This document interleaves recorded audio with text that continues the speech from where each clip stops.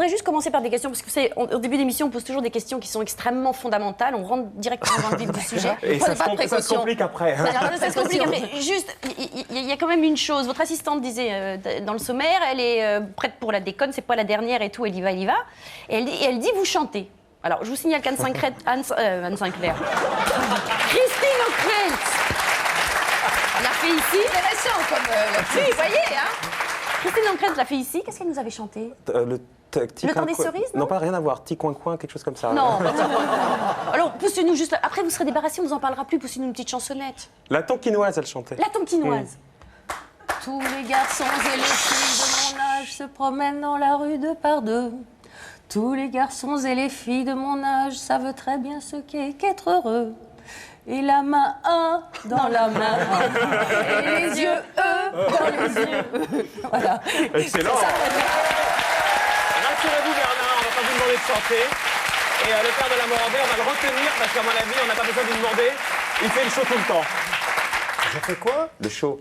Ben non, je chante tous les jours, oui. Oui, c'est remarque, c'est vrai aussi. Oui, c'est ça, je chante la messe. Ouais. Oui, je Pas chante... tous les garçons et les filles de mon âge. Non. Ni plus près de toi, mon Dieu, ça a changé quand même un peu. C'est plus moderne? Tu verras. Ouais, tu connais ça. Ouais, bien sûr. Ben voilà. Ariane. Allez. Aznavour, j'aime bien. Aznavour, j'aime bien.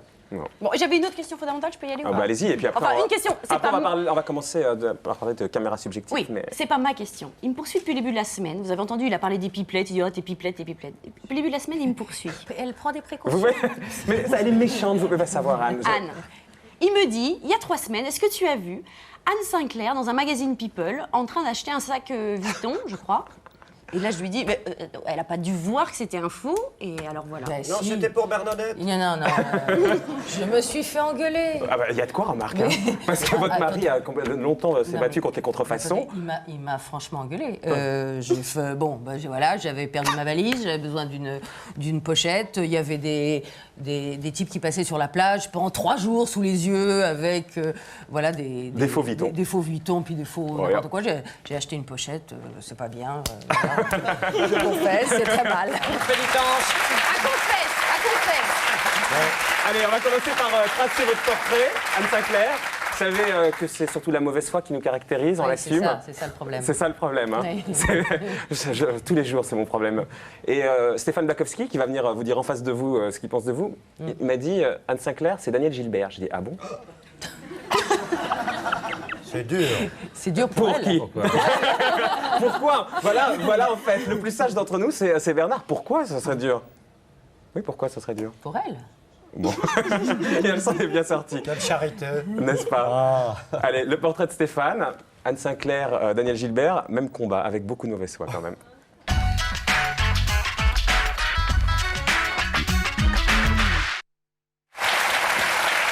Donc quand même, la méchanceté réincarnée, Stéphane Bakowski. Alors pourquoi? Tout simplement parce que Anne Sinclair a été la figure féminine dominante des années Mitterrand à la télévision. Oh, pas longtemps. J'étais virée 13 au ans, bout de... enfin. Ah non, pardon. Vous avez été viré en 81 à peine arrivé. À peine arrivée, j'étais virée et j'étais 2 ans au chômage. Oui, simplement en 81, moi, je l'ai dire, le raccourci peut-être un peu abrupt. Oui, hein. ça va. Anne Sinclair, c'est un petit peu la Daniel Gilbert de gauche. Je trouve ça un peu abrupt, sauf que des gens en 80 ont pensé ça manifestement, puisque à peine arrivés à la tête de la télévision, après l'élection de Mitterrand, ils ont viré Daniel Gilbert à 12h30 sur TF1 et ils l'ont remplacé par leur Daniel Gilbert à eux, c'est-à-dire vous, Anne Sinclair. Alors bon, bien sûr, les Français avaient voté pour qu'on leur change la vie, mais pas pour qu'on leur sucre Daniel Gilbert. Résultat, au bout de 5 mois, vous dégagez sous prétexte que, d'y part, il n'y a pas d'audience, mais surtout vous êtes trop intello. Alors du coup, première rencontre Anne Sinclair-Daniel Gilbert, au supermarché. Donc Daniel Gilbert, elle est au supermarché pour faire la quinzaine commerciale, pour payer son loyer. Vous êtes au supermarché parce que vous voulez peut-être un peu casser cette image d'un télo un peu distante. Résultat, vous convoquez Télé Loisirs. Regardez Anne la photo.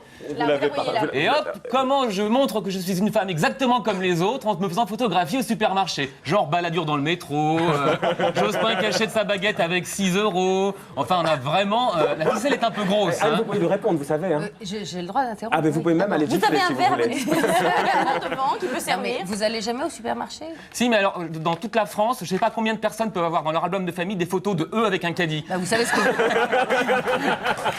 savez ce que c'est? Les journalistes, vous connaissez les journalistes? On n'est plus journaliste depuis longtemps ici, mais bon. Les journalistes qui veulent faire un reportage sur vous, ils vous suivent toute une journée. Ils m'ont demandé ce que je faisais toute la journée, donc je conduisais mes enfants à l'école. Ils étaient petits encore, parce qu'il y a longtemps. Hein. Je ne vois pas sur la photo.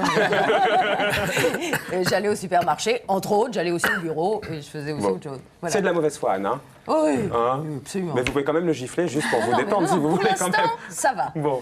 Bon, moi je trouvais que la ficelle était un peu grosse. Manifestement, les Français n'étaient pas d'accord, puisqu'avec votre nouvelle émission 7 sur 7, ils sont des millions à vous accueillir tous les dimanches soirs dans leur intimité, à tel point qu'ils finissent même par exiger la réciproque, si eux aussi pouvaient pénétrer un petit peu dans votre intimité. Un sondage fait de vous la vedette de la télévision qu'on aimerait le plus voir nue. Comme Daniel Gilbert d'ailleurs. C'est vrai, non, c'est de l'info ça. Non, là vous parliez de journalisme. Oui, ça c'est de l'info, non? Non, mais ça, j'ai jamais su. Hein. Ah, mais ça, c'était hallucinant, ça. Qu'est-ce que c'est que ce truc? C'était, D'où ça je crois, sort attendez, Moi, je peux vous donner si. quelques infos. Je peux vous dire, par exemple, que Daniel Gilbert a fait péter les ventes de lui lorsqu'elle y a posé nue. Mais oui, Daniel, je c'est un crois peu pas. une artiste. Hein. C'est-à-dire qu'elle est à l'aise avec son corps. Vous êtes plus un télo, donc un peu plus sur le recul.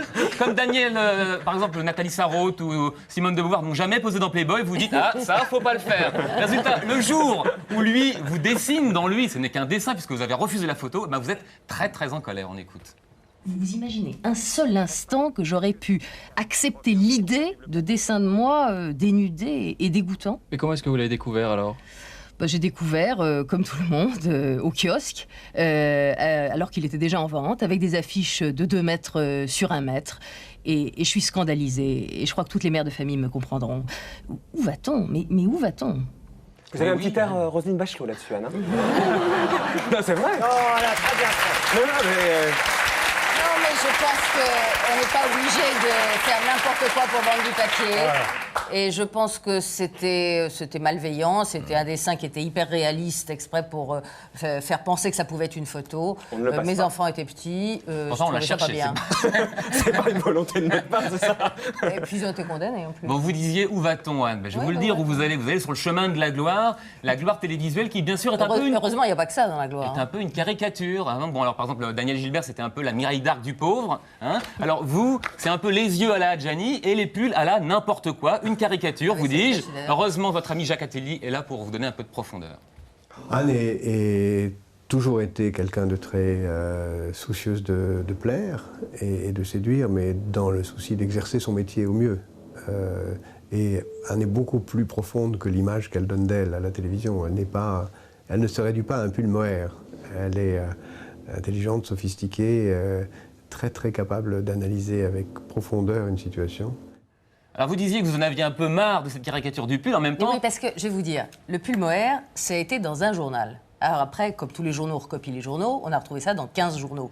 Donc à chaque fois que je fais une émission, maintenant on me dit « Et vos pulls en mohair ?» Écoutez, Alors, moi je vais j'ai vous dire été deux voir trucs. vos archives à TF1, des pulls, il n'y en a pas qu'un, il y en a minimum 5 ou 6, Oui. donc tous se disputent la prime de l'originalité, J'ai fait- les trucs les plus invraisemblables. J'ai fait 500 émissions, il y a eu 5 pulls. Mais c'est-à-dire que moi je présenterai l'émission une fois déguisée en clown, on s'en souviendrait toute ma Oui, carrière. mais hein. on s'en souvient d'ailleurs. Non, mais en plus. Regardez l'imitation de Chirac. D'abord, Ça va aller, ça va d'abord, aller. ils étaient très vilains, ces pulls. Hein, très vilains. Ah, Ça, je je peux pas confirme parce dire. qu'Ariane en a essayé une fois, ça lui allait pas Très du vilain. Et la deuxième chose, c'est qu'à l'époque, les studios n'étaient pas climatisés. Donc ils faisaient une chaleur de bête. C'est pour ça que je n'ai pas mis. J'en ai pas mis beaucoup. Donc cette image est une caricature, elle vous embarrasse un peu en même temps. Ah, pas du tout, pas du tout. Alors, j'avais cru comprendre que vous étiez un peu embarrassé par cette histoire de pull mohair. Bref, cette caricature, en tout cas, vous l'utilisez parfois. En tout cas, cette image qui est la vôtre, vous l'utilisez, même si vous vous dites qu'elle ne vous ressemble pas tout à fait. Par exemple, quand vous publiez un livre, alors que d'habitude, les auteurs ont une microscopique photo en 4e de couve, vous, sur votre livre, vous faites péter la photo à la une, en énorme, un peu comme s'il y avait marqué « vu à la télé ». Mais ça, c'est une tactique de base. Daniel Gilbert, elle fait la même chose. Elle fait exactement pareil. Oh Si là on- là, si on oui, peut c'est voir, vrai, regardez. s'il vous plaît,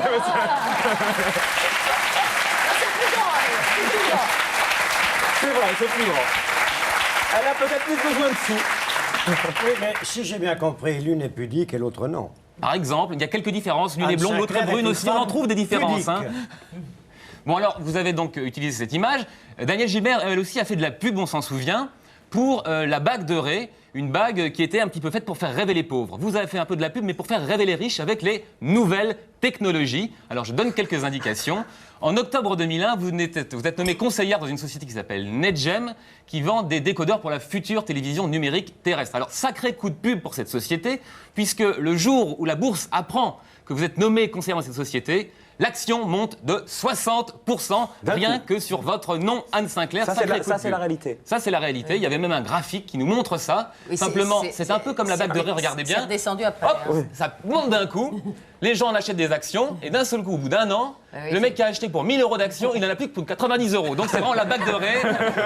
La bourse ou la bague de ré, même combat, c'est un peu la trappe couillon. Il faut dire ce qui est simplement. La différence, c'est que quand même, Daniel Gilbert a piqué de l'argent aux pauvres, alors que vous avez piqué de l'argent aux riches. La preuve que vous êtes de gauche. Bon,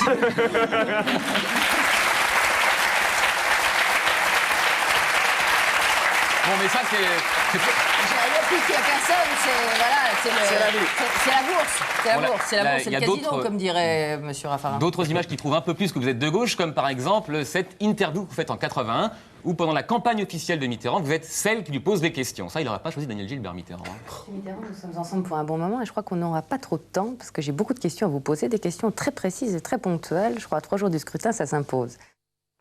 Alors là, une petite image arrêtée, juste pour noter qu'à l'époque, vous aviez un vieux feutre vert tout pourri, et que par la suite, vous avez quand même accepté les bienfaits du capitalisme, puisqu'on vous avait vu avec un Mont Blanc à 10 000.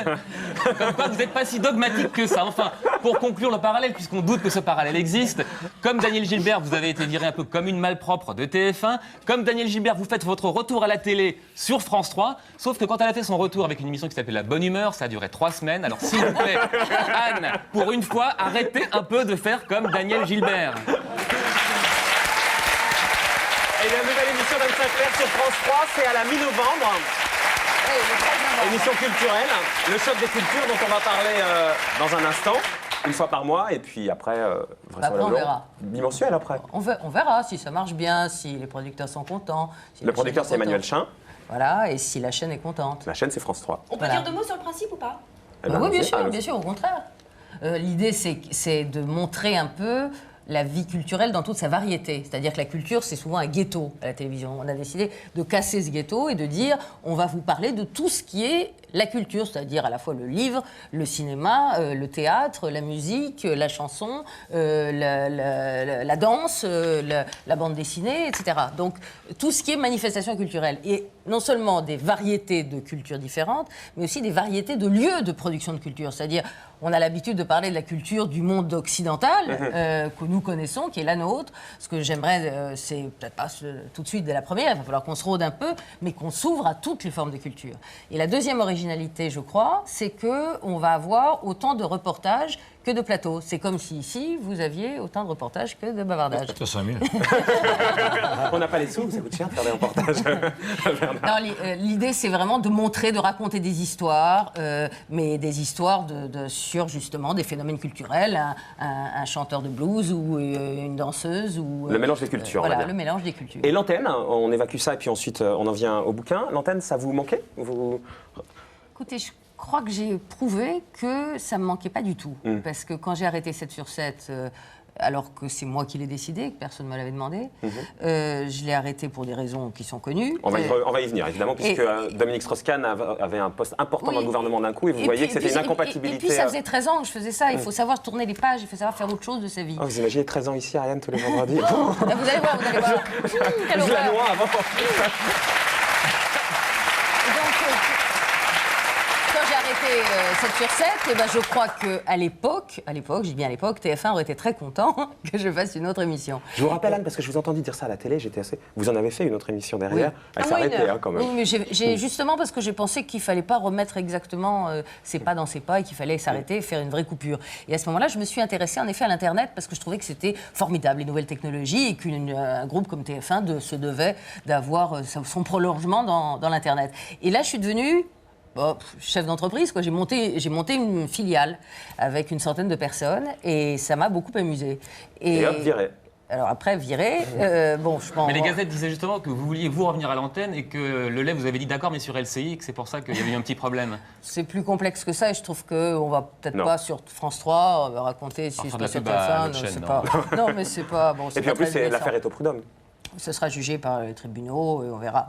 Bon. Donc, oui, viré. Et après quoi, j'aurais pu tout de suite refaire de la télévision, parce que c'est vrai que j'ai eu... plein de propositions. Hein. On vous a proposé notre place? Oh, si, quand même. Est-ce que pas la vôtre. Pas la nôtre, non, ouais. pas la vôtre. Non, on vous a proposé un Bernard a l'air de dire, ils auraient dû quand même. Ils auraient dû.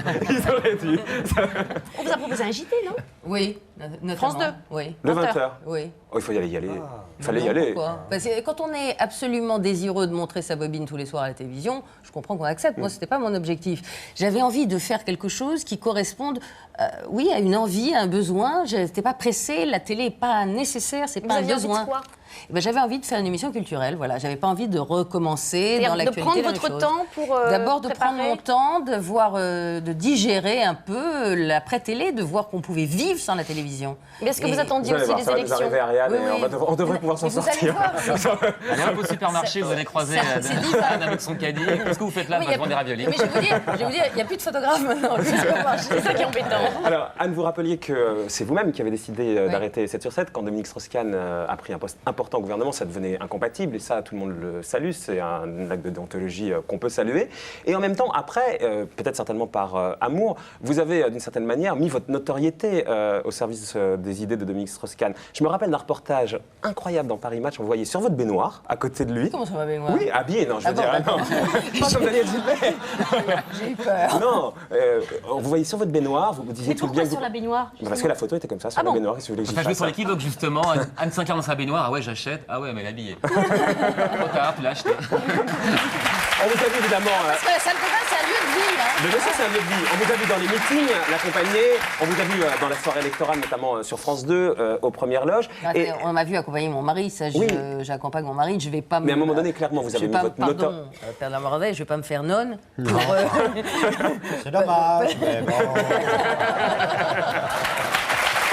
Mais est-ce que vous qui êtes soucieuse de la déontologie, et vous l'avez prouvé, est-ce que vous n'êtes pas dit à un moment donné, effectivement, vous n'alliez pas rester cloîtré chez vous comme ça, mais en même temps, vous mettiez votre notoriété au service finalement d'un homme, et notamment dans ce reportage de Paris Match qui était étonnant. Non, honnêtement, le reportage de Paris Match devait être sur lui, et donc on me voyait être à ses côtés. Je ne sais pas si on était dans la salle de bain ou pas dans la salle de bain. C'est un point que je vais éclaircir. Éclaircissez ça, vous allez voir, entre le supermarché et la salle de bain, là, il y a des trucs à régler. Bon, mais non, justement, à l'époque, je m'étais mise en retraite, je n'avais exercé plus un rôle public et notamment plus un rôle dans l'accouchement des politiques. Donc Absolument. je m'estimais libre d'avoir une vie personnelle comme je le souhaitais. Mais est-ce que ça veut dire que maintenant qu'on va vous voir régulièrement à la télévision, vous allez Plus dans vous faire une émission plus... politique. Vous allez vous faire plus discrète à ses côtés s'il y a, je sais pas, un reportage non. sur lui ou... Bon, non, Ça n'a pas de rapport? Non, Non, mais la déontologie, soyons clairs, vous pourriez soyons la clairs. loger là aussi, Anne Sinclair, pour Non, être clair. Soyons clairs, je trouvais qu'il y avait incompatibilité, mais encore une fois, ça n'a pas sauté aux yeux de tout le monde, et en même temps, c'est moi qui l'ai décidé. Donc je trouvais qu'il y avait une incompatibilité à interroger tous les soirs, tous les dimanches soirs plus exactement, un homme politique sur la politique économique et sociale que faisait mon mari. Ça, je trouvais que j'y aurais perdu ma liberté, on m'aurait vu comme autre chose, j'aurais regardé le plafond. Ça aurait été des procès d'intention en permanence. Et puis j'aurais été contrainte, enfin je me serais pas sentie libre. Donc c'est pour ça que je suis partie. Cela dit, j'ai pas dit que j'abandonnais toute vie professionnelle, et aller à la télé n'est pas contraire en soi à être l'épouse d'un homme politique. A priori, non. Bon, surtout que je vais faire une émission culturelle et je ne sache pas qu'il parle tellement de rock, de chansons. Votre mari, si, il paraît qu'il adore ça. Oui, mais il adore ça, mais c'est pas son. C'est pas son domaine d'activité principal, on va dire. C'est pas son registre. C'est pas son registre principal. pour le moment. Alors, dans le bouquin, vous dites que vous êtes au balcon, en fait, du jardin, de la scène politique, surtout aux premières loges à gauche, parce que évidemment, vous êtes dans l'avion privé, par exemple, de Jospin quand il se rend à Marseille dans un avion de 10 Chirac places. m'a pas emmené, Bah oui, justement. Vous êtes en vacances chez lui, Sinon, à je l'île serais Dorée. partie, Mais est-ce que vous comprenez justement que Chirac ne vous y ait pas amené, parce qu'on peut vous soupçonner de parti pris forcément quand on est Jacques Chirac dans un moment aussi crucial qu'une campagne électorale? Écoutez, je pense qu'il a dû le penser, puisque j'ai pas été reçue à l'Élysée. Bon, je ne sais pas pourquoi, ils ne l'ont jamais dit, il faudra leur demander. Ce que je constate, c'est que tout le monde autour de lui m'a reçu, et que j'ai vu, parce que mon projet d'écrire un livre sur cette histoire, pour raconter cette année incroyable, où il s'est passé des choses incroyables. Pas que dans le domaine politique d'ailleurs. Non, mais notamment ces renversements, cette stratégie de l'un qui monte par rapport à l'autre, et puis l'autre qui s'effrite. Enfin bon, il s'est passé une dramaturgie. Et tout le monde me voyait avec mon petit calepin et mon crayon. J'ai vu une trentaine de personnes, de droite comme de gauche, et notamment, j'ai vu Juppé plusieurs fois, Sarkozy plusieurs fois, Douste-Blazy plusieurs fois. On va le voir, vous ne les plusieurs épargnez fois. pas d'ailleurs. Hein. François Bayrou, par exemple, est un égocentrique qui n'a aucun charisme. Oui, alors écoutez, j'ai vu François Bayrou l'autre jour qui m'a dit que j'avais été vachement gentille avec lui. Ah bon, normalement, c'est pire que ça. Il s'attendait à pire. Non, mais honnêtement, quand on écrit 450 pages, on peut toujours évidemment trouver une phrase.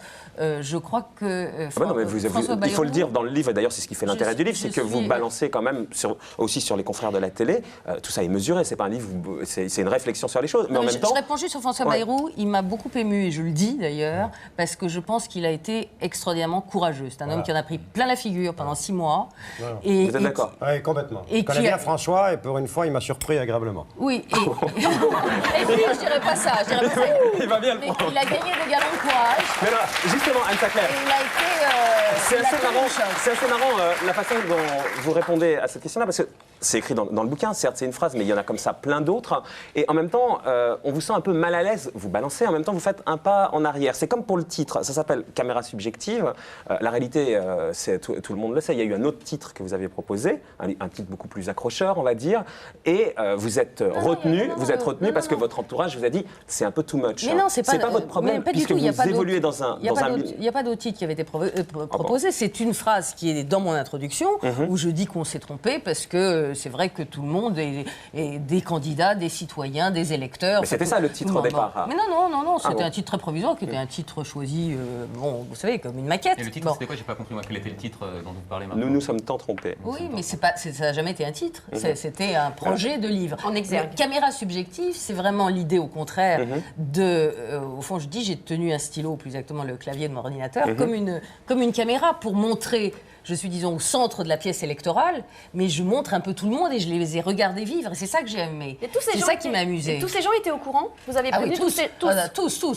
Ça, je suis allée tous les voir. Ils avaient mon carnet, mon stylo. Ils savaient très bien pourquoi je les voyais. Et ils étaient parfaitement au courant. Je leur ai dit, je veux raconter cette histoire. Et je ne savais pas d'ailleurs quel dénouement il aurait. Évidemment. Et vous n'avez rien changé après coup. Ah non, ça parce aurait pas qu'apparemment, été ça va de- pas. ça aurait Mais pas sur été cette de- retenue éventuelle, par exemple, parce que vous vous lâchez par exemple sur PPDA, vous dites sur ces fameux entretiens entre PPDA et Chirac, vous dites par exemple, contrairement à ce qu'on en a pu croire, l'entretien a été préparé par l'Élysée au mot près, le temps sur les affaires voulu, les questions affûtées avec soin pour épurer le passé. Donc vous le faites passer un peu PPDA pour l'attaché de presse Mais non, parce que de Chirac. parce que Et après, derrière, vous- je dis, moi j'ai fait la même chose. et en précisant, mais pas autant sur le fond. Ça donne un peu, j'y vais pas, j'y vais mais pas, non, un peu mais- quand même. Parce qu'on se dit, c'est un petit milieu dans lequel vous évoluez, c'est normal. C'est des gens avec qui vous travaillez, que vous croisez tous les jours, Écoutez, c'est votre entourage. Et oui, vous mais- avez cette tentation-là, non? Non, en fait, je vais vous dire, Mhm. les gens, je les aime bien. Les gens m'intéressent. Globalement, j'ai du mal à parler de gens qui ne m'intéressent pas. Il y a quelques-uns dans le bouquin qui ne m'intéressent pas trop. Bon. On va y venir, on va y venir. Mais sinon, globalement, les gens m'intéressent. Et donc, j'ai envie de les faire parler, j'ai envie de les comprendre, j'ai envie de les écouter, j'ai envie de comprendre leur cheminement et leur motivation. Et donc, tout n'est pas tout blanc ou tout noir. Dès le moment où vous commencez à vous intéresser aux gens, il y a la complexité des êtres qui entrent en jeu. Et dans Donc cet on relativise épisode- à chaque fois. Oui, Par exemple, sur Claire Chazal, vous dites Jospin vient parler de son livre aux 20h de TF1. Claire Chazal a mis le tailleur blanc de son mariage, celui qui lui porte chance dans les interviews difficiles. Sous-entendu, elle est tellement nulle qu'il vaut mieux qu'elle ait des gris-gris. C'est pas vrai. Ça, c'est pas- ça donne un peu cette impression. vrai, mais moi- Vous vouliez dire quoi alors? Je voulais dire qu'elle était rayonnante et qu'elle était belle. Vous allez le Et dire que- comme ça, alors. Il y avait moins de sous-entendus. Écoutez, je pense pas qu'elle l'ait pris comme ça parce que c'est une amie que j'apprécie énormément. Elle avait fait ce soir-là une excellente interview et elle était lumineuse. C'est tout ce que je voulais dire. Elle était belle, elle était éclatante, elle est superbe à c'est l'image. ça On n'a pas voulu. Ah bah, De, pas du de- tout, de la non. petite. Et- Mais non, mais je vois pas. Alors, honnêtement, vous. Non, mais c'est Marcotte vous qui désorientez. interprète, hein. Oui. s'il y a Je sais pas, vous y projetez Ouais. des choses. Bah oui, sur vous le thème, elle a mis le tailleur blanc de son mariage, celui qui lui porte chance dans les interviews Eh bah difficiles. oui, bah, c'est une Sous-entendu, interview elle en avait- difficile elle en avait d'interviewer un besoin, candidat. quoi. Bah oui, mais bien sûr, mais moi aussi C'est j'ai comme des gris-gris. l'interprétation C'est vrai, de vous la avez Bible et des sourates quoi, du Coran, vous faites la même chose finalement. Oui. Ouais, mais chacun avec son talent. Le résultat est moins dangereux. Attendez, mais c'est pas quelque chose qui m'intéresse. Vous avez des gris-gris, vous? Bah oui, par exemple, il m'est arrivé de mettre un vieux jean où je me sentais bien à l'aise pour faire une émission où on me voyait que là parce que j'étais bien à l'aise dans ce vieux jean. Bon, bah c'est très En bien. vous disant, il va me porter chance. Enfin, pas porter chance, mais enfin, comme Je les suis pas très plus à l'aise. superstitions des- Mais non, je serais plus à l'aise. Bon, on se met des vêtements flatteurs. Vous avez mis une très jolie. Très jolie, chemise noire, n'exagérons rien. hein. Voilà, voyez, vous avez commencé votre Chacun ses phrase, goûts. je savais qu'il allait arriver derrière. C'est marrant, Ah, le temps de faire. il est prévisible. Je suis assez d'accord avec lui. Ah, merci Bernard, la solidarité masculine. Voilà. Vous voyez, Bernard est d'accord avec Bon, bah, moi. moi, je suis d'accord avec Ariane. Et donc, je Et mon suis- père, la parole de Dieu. Moi, je ne sais pas d'où ça vient, mais ça me rappelle la Pologne. Ah, Oui, bah, un peu, c'est ou bientôt danseuse le Polonais, roumaine. en plus. On va les mêmes objets. Eh ben D'ailleurs, on voilà. va faire une petite danse folklorique ce soir. Avec toi Bien sûr. C'est pas un bouquin sur les médias, mais vous en parlez aussi. On parle de Poivre, mais on parle par exemple, quand, au 14 juillet, il est entouré de Béatrice Schoenberg et d'Élise Lucet. Vous dites que le président a répondu à 3 journalistes qui se contentent de faire de la figuration. Oui, j'ai trouvé en effet que cette interview du 14 juillet où Chirac a commencé à partir sur l'insécurité, à démolir tout ce qu'avait fait le gouvernement Jospin. On a commencé qu'il était déjà en campagne presque un an avant et qu'il avait choisi délibérément ce créneau-là. Ben, c'est vrai que j'ai trouvé mes confrères ce jour-là, un peu palos, oui, je le dis. Je ne vois pas pourquoi il y a une sorte de corporatisme des journalistes qui ferait que chacun dans la société ferait son mea culpa, chacun, y compris les électeurs, qui après tout le 21 avril au soir ou le 22 avril au matin se sont réveillés en disant « mais qu'est-ce qu'on a fait ?» Qu'est-ce qui s'est passé? À quoi on a joué? Est-ce qu'on a fait joujou?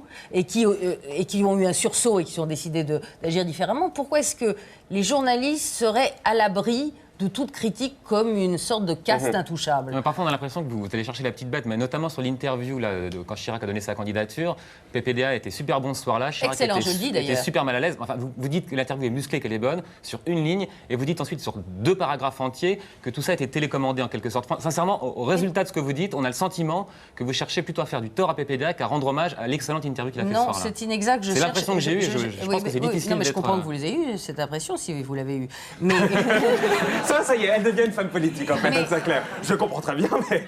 Non, mais tout ce que je voulais montrer, c'était que la stratégie des candidats n'est pas neutre. Et c'était au fond sur le fond de stratégie des candidats. C'est-à-dire qu'un type qui va déclarer sa candidature au journal de 20h, il ne dit pas « Tiens, au fait, je vais passer dans le journal ce soir, je vais déclarer ma candidature ». Il a peaufiné ça au mot près. C'est-à-dire qu'il sait que ce soir-là, il a besoin de purger un septennat inabouti, des affaires qui l'embarrassent avec des juges à sa porte, une dissolution ratée, et il a besoin, comme m'a dit joliment Sarkozy à un moment donné, quand on vidange son moteur, on fait des taches sur le costume.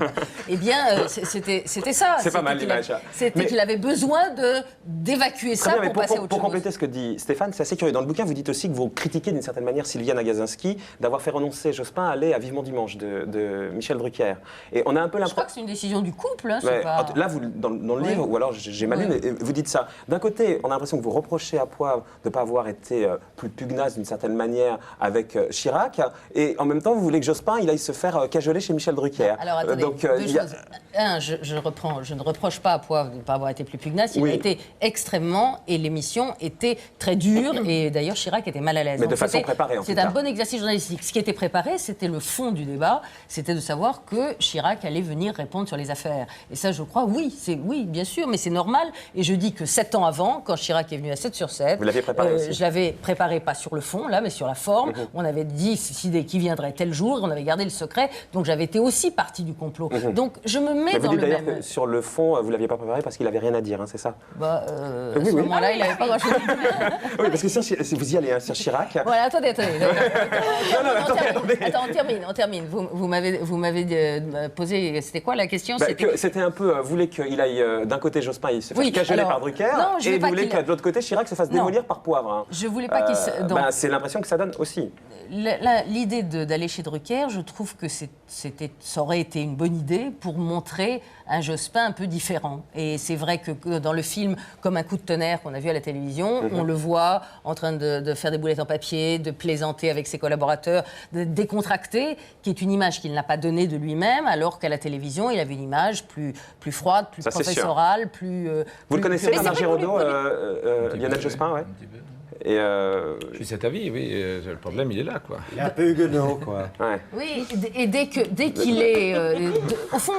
Il faut le décoincer, quoi, un peu. Non, Jospin, c'est quelqu'un qui croit... C'est quelqu'un qui croit à la raison.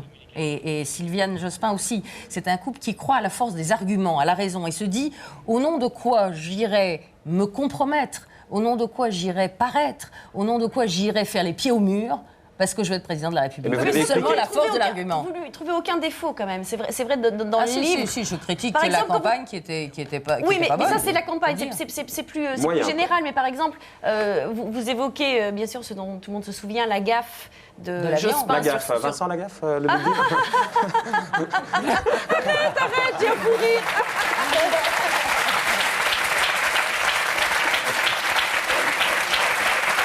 La gaffe de Jospin dans l'avion sur l'âge de Chirac. et vous dites une toute petite ligne. Oh ben oui, je sens que ça va faire du bruit, mais vous le blâmez pas dans ces cas-là? Je dis, je sens monter l'affaire. Je me souviens que je titre le jour. Absolument. Je sens monter l'affaire et je me dis, c'est une gaffe terrible. Parce que je me rends compte. Mais vous ne le blâmez pas. Je trouve que jamais vous... Non mais le blâme, là, en l'occurrence, c'était pas un blâme sur ce qu'il avait dit. Ce qu'il avait dit c'était le fait de le dire. C'était pas dramatique. Après tout, on a le droit de dire qu'un président de la République, à l'âge qu'il a, et il le trouvait peut-être amorti. Les journalistes, d'ailleurs, c'est eux-mêmes qui avaient dit qu'ils le trouvaient un peu amorti. Bon, le problème, c'est pas vous ça. Pas, hein, on va y revenir, vous voulez quand même pas. Une question de 5 Vous n'allez peut-être pas arriver sur France 3, faites gaffe. Vous savez que c'est une chaîne publique quand même. Pourquoi c'est le président de la République qui décide bien joué, Anne. Peut-être. Bravo, Marco. Je sais pas, j'ai dit peut-être, Anne. Bon, on verra bien. Donc, l'idée, c'est que les propos en eux-mêmes n'étaient pas épouvantables. Simplement, ils ont pris une résonance et ils ont été compris par l'opinion comme une attaque personnelle. Et donc, à ce moment-là, c'était une gaffe.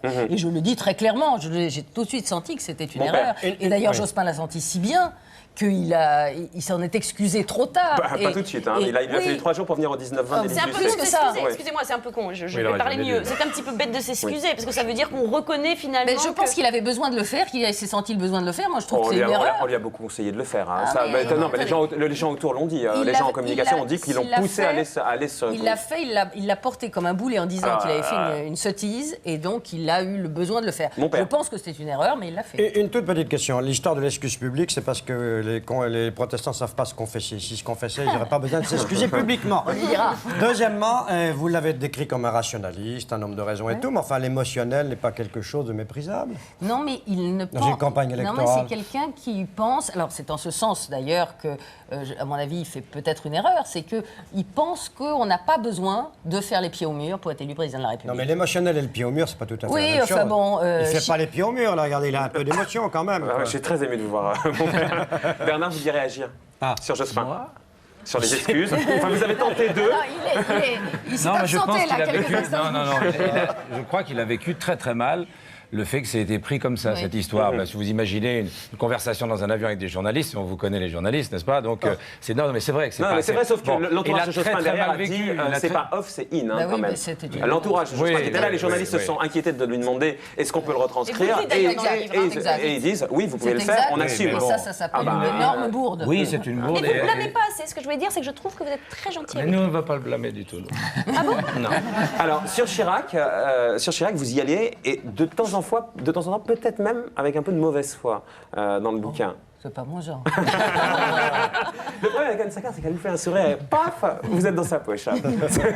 Je sais pas si Chirac vous aime pas, mais vous l'aimez pas. Ça, c'est clair, c'est ce qui ressort de la lecture du livre. Au moment de la catastrophe de Toulouse, j'étaye. Au moment de la catastrophe de Toulouse, j'écrivais il y a quelque chose de pathétique dans ses propos qui exprime pour la deuxième fois de la semaine sa très grande émotion. La première fois, c'était le 11 septembre. Sa très grande compassion pour les victimes, comme un disque rayé qui doit servir pour les attentats, les tremblements de terre, les déraillements de train, les coups de grisou de la vie. Vous voulez qu'ils disent quoi? J'en ai rien à faire, ça me concerne pas.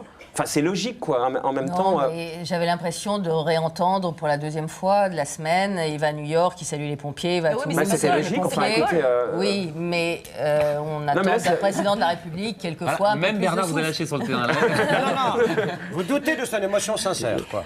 Je pense qu'il y a un peu d'émotion fabriquée. Je raconte d'ailleurs le voyage à New York et comment il a voulu survoler les ruines du World Trade Center avant le journal de 20h, parce qu'il fallait que ça passe dans le journal de 20h, et que le secrétaire général des Nations Unies a attendu une heure. En même temps, c'est bien de véhiculer. Jospin aurait fait la même chose. Mais justement, il n'a pas fait. Pas sûr. Il n'a pas fait. C'est peut-être le problème, c'est peut-être dommage en effet qu'il l'ait pas fait, mais je ne pense pas qu'il l'aurait fait, et peut-être par jansénisme. En tout cas, sur Toulouse, c'était oui. assez. Il ne l'aurait pas fait, on lui aurait reproché. Vous lui aurez reproché, oui, c'est vrai, vous seriez tombé dessus en disant ce Chirac, franchement, même pas une larme, même pas un petit mot de compassion. Mais ça fait un peu ça, on cherche la petite bête. Là-dessus, franchement, il n'y a pas de quoi. Bon, moi, ce que je trouve, c'est que on ne doit pas être en permanence dans le registre de l'émotion. On ne doit pas être en permanence dans le registre de la raison. Alors, vous allez dire que je balance, mais c'est vrai. Il y en a un qui a été trop rationnel et l'autre qui a multiplié les claques dans le dos. D'accord, mais les dizaines de morts à Toulouse, ça ne se discute pas d'une certaine manière. Mais non, mais je ne reproche pas d'être allé à Toulouse, c'est très bien. Un peu le disque rayé qui doit servir pour les attentats, les tremblements de terre, les déraillements de train, les coups de grisou. Écoutez bien, c'est souvent comme ça. Vous voulez nous le faire? Il paraît que vous imitiez très bien Chirac. Le masque, s'il vous plaît, le masque.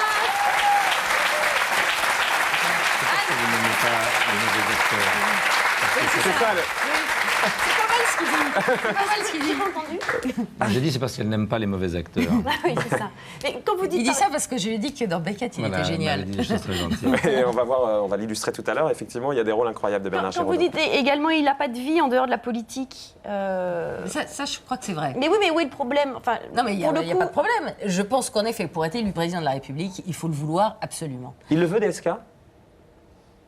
Quoi?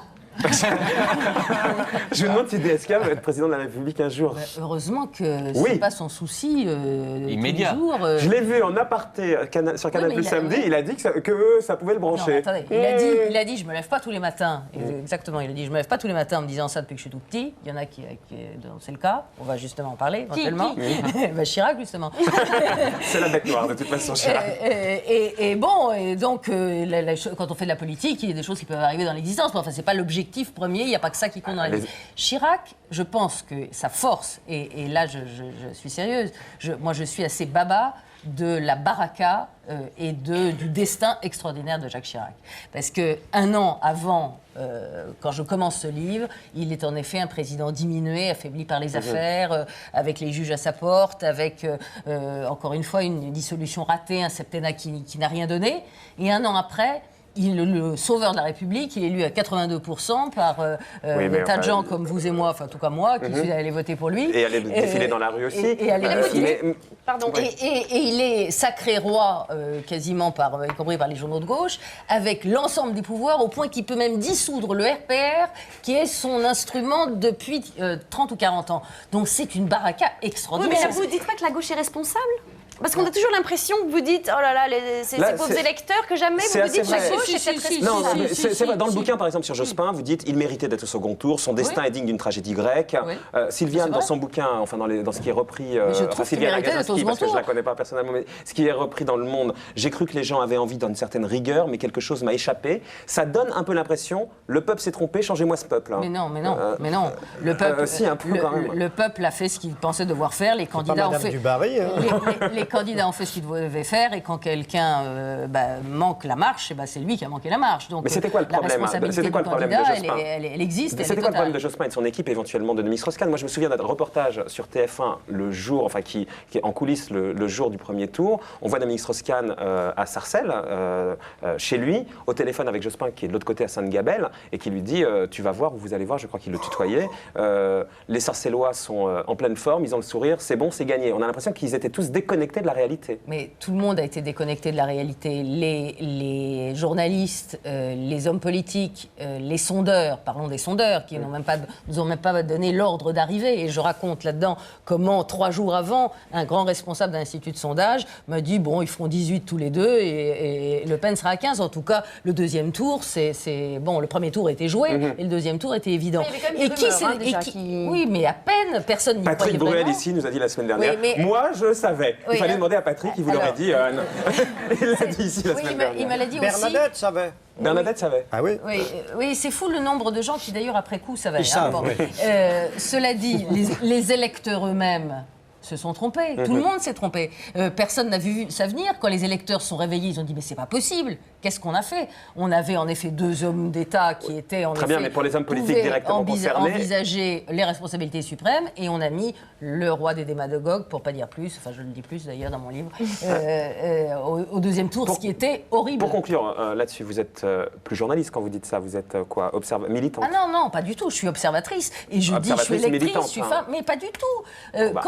Quand je vais interroger les hommes de droite et que je les décris avec leurs doutes, avec leurs incertitudes, avec leurs hésitations, quand je dis de Juppé que je l'aime bien et c'est pas la mode de bien aimer Juppé, quand je dis de Bachelot En même temps, mais qu'elle me c'est plaît, ce qu'on disait tout à l'heure sur Juppé. Vous dites que vous l'aimez bien et vous dites croit-il seulement à l'épaisseur de ce président dont il porte si fidèlement les couleurs? Ben oui, je pense que Juppé a probablement un destin et qu'il a probablement peut-être plus d'épaisseur que d'autres qui ont peut-être de l'habileté.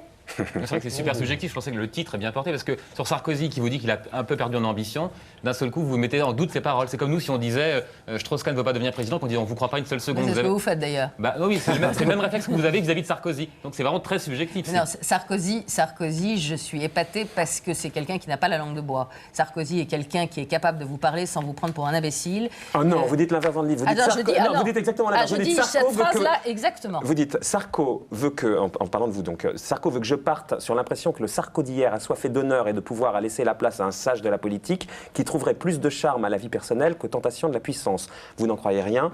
Il en fait trop. C'est vous prendre pour une imbécile. Hein. Non, parce que ça, évidemment, chacun a sa part de comédie, et donc il a envie de me Alors faire il joue mal. passer Lui, c'est un mauvais acteur, en revanche. Non, je suis pas sûre. Il a envie de me faire passer l'idée qu'il s'est assagi. De fait, d'ailleurs, il s'est un peu assagi. Mais ça lui a repris la bougeotte. Qu'un homme ait envie de gouverner et l'ambition de gouverner, je trouve ça sain. Et je trouve que ce serait désastreux que quelqu'un qui veut mener des responsabilités, voire même suprêmes, n'ait pas l'envie de le faire et ne le dise pas. Donc moi, je trouve ça assez sain qu'il le dise et il me le dit avec une grande franchise. Et ça m'épate parce qu'il n'y en a pas beaucoup qui le disent. On a un peu raconté le livre, Anne ? Oui, je trouve, c'est bien. 453 pages. Oui, juste ce que je veux dire, c'est que au fond, c'est une histoire, voilà. C'est une histoire d'une année qui s'est passée de manière totalement imprévue. Celui d'Anne Sinclair est mieux que celui de Sylviane Agassowski. C'est celui-là qu'il faut aller acheter. Non, montrez-le. Non, je n'ai pas lu, mais Sylviane, c'est pas du tout bien de dire ça. Non, mais montrez-le mieux. Argument de vente, quoi. Oui, mais voilà.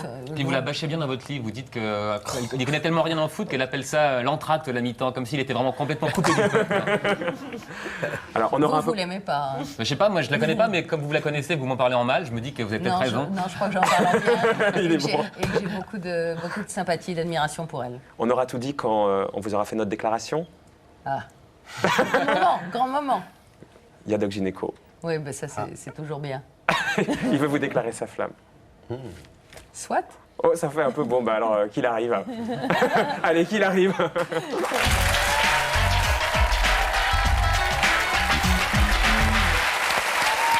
Peut-être un tout petit peu plus rapidement, Bruno, s'il te plaît.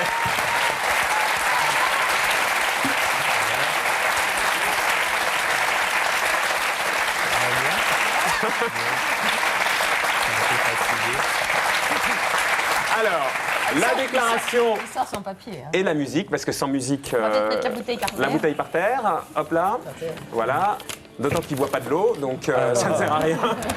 Musique, maestro.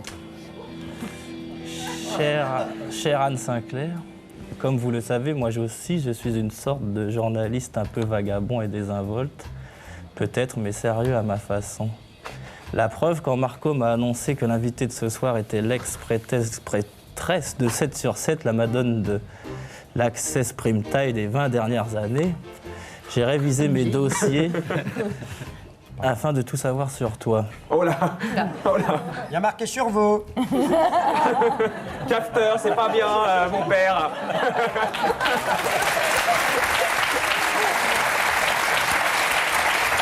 Et Bruno. Et j'ai retrouvé une histoire qui m'a fait kiffer. En 1986, lors d'un débat où intervenait le futur président Jacques Chirac, vous l'aviez tellement déstabilisé qu'il vous a lancé, je cite, « Retourne-toi ». Non, tournez-vous sur votre droite, Anne Sinclair. Hein. Une fois n'est pas coutume. Oui, c'est pas gentil. Hein. Non. Vous l'intimidez, Anne. Oui, je suis désolée. J'en ai conclu que Jacques avait le sens de la répartie et que vous cachiez sous vos célèbres pulls une âme de pitbull journalistique. Mais les arènes de l'info étant cruelles, votre beauté lumineuse à laquelle je rends hommage, et c'est sincère, à faire croire à beaucoup d'imbéciles que vous étiez une belle plante alors que vous êtes, je vous cite, une besogneuse, une tâcheronne insupportable, péremptoire et guindée. Oui. Vous vous trompez, Anne. Et si vous m'accordez un 7 sur 7 de 5 à 7, je saurais vous le prouver. Moi, je suis plus Paul Anka que DSK. Mais je saurais être le reporter de ton cœur, l'homme qui entre chez toi à 20h, le cambrioleur qui te lit sa déclaration sans téléprompteur, Bref, l'homme qui tombe à pic pour une dame de pique brune, chaude comme la braise. Je l'espère. Depuis que j'ai commencé La Morandais va venir être très gêné. Non, non, pas Non, du non, tout. ça va, ça va. Ça va, vous... C'est lui qui rougit, on dirait un petit garçon. Depuis que j'ai commencé cette déclaration, j'ai vu le bleu dans tes yeux et j'ai compris ton concept, Anne. Tu es la championne du monde des médias et tu le resteras. J'aurais tellement aimé me noyer dans tes yeux en prime time, mais comme on est chez Marco vendredi soir tard, je m'y plongerai de nuit. Et il reste avec nous, Bruno. Oh oui! Oh oui! Anne, pour terminer, votre cœur est pris, on le sait, mais est-ce que vous auriez pu épouser un homme de droite? Je crois pas. Pourquoi? Je crois qu'il faut partager un peu les mêmes valeurs, les mêmes espoirs, les mêmes chagrins, les mêmes doutes, les mêmes engagements. Oui, les Donc mêmes Jacques valeurs. Chirac n'a aucune chance. Je suis pas sûre qu'il soit candidat. Ah ça! J'ai bien compris. Merci, Anne. Vous êtes imaginé en femme de président de la République? Pas du tout, non. Ah, vous serez très bien, très bien. Vous avez déjà le sac.